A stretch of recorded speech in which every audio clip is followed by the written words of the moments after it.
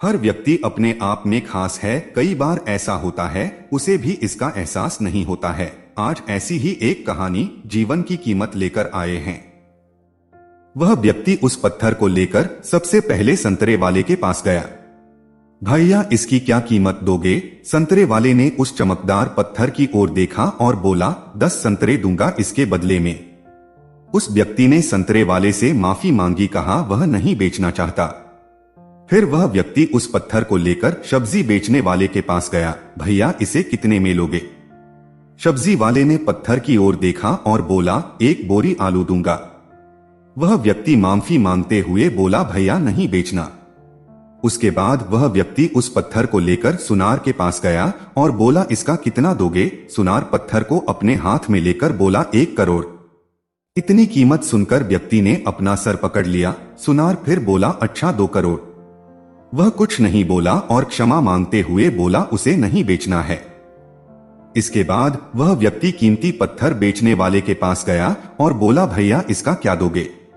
उसने पत्थर अपने हाथ में लिया और ध्यान से देखने लगा।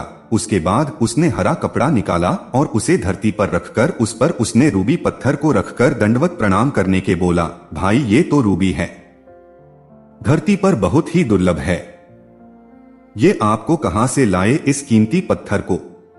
मैं सारी जिंदगी भी काम करता रहा तो इसकी कीमत नहीं चुका पाऊंगा। एक बार एक व्यक्ति भगवान के पास गया और उसने भगवान से पूछा, भगवान मेरे जीवन का मूल्य क्या है? भगवान उसकी ओर देखकर मुस्कुराए, उसे एक पत्थर देते हुए बोले, जाओ इसकी बाजार में कीमत पता करके आओ, परंतु इसे बेचना मत।